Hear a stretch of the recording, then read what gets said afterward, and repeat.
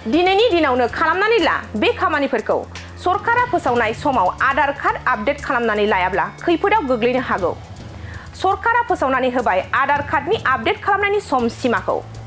नोंथांनि आधार आपडेट खालामनाया दासिमहालागै जाफुङाखै नामा?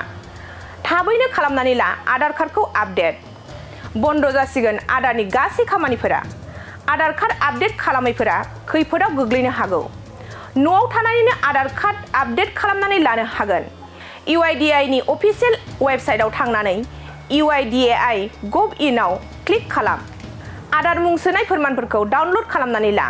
आधार सेन्टाराव नोंथांनि आधार फोरमान बिलाइखौ जमा हैनांगोन। गासैबो खामानिया जोबनायनि उनाव नोंथाङा मोनसे फोरमानलाइ मोनगोन। बे फोरमान बिलाइयाव थागोन URN नाम्बार। URN नाम्बारनि गेजेरजों मिथिनानै मोनगोन नोंथांनि आधार आपडेट खालामनायखौ। जेबो रां होआलासिनो खालामनानै लानो हागोन आधारनि आपडेट खामानिफोरखौ।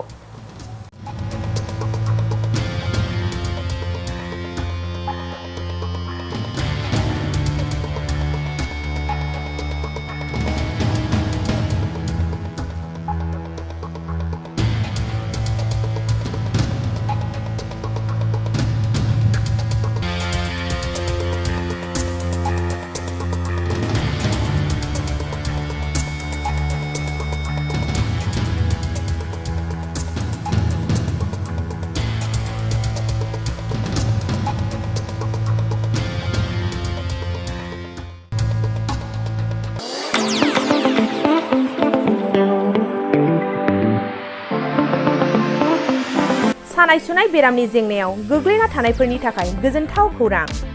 गावनि देहानि सानाय सुनायखौ लानानै दुखुआव थानो गोनां गैला। जुदि नोंथाङा सानाय सुनाय दंब्ला जिंगासिनांगौनि गोनांथि गैया।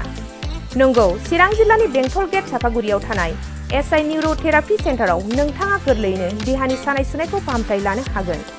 बे सेन्टाराव सिं सानाय, आफादावदै सानाय, मोदोम जरा सानाय, आइजोफोरनि जेंना, खर' सानाय बायदि बायदि रोखोमनि बेरामखौ फाहामथाय होनाय जायो।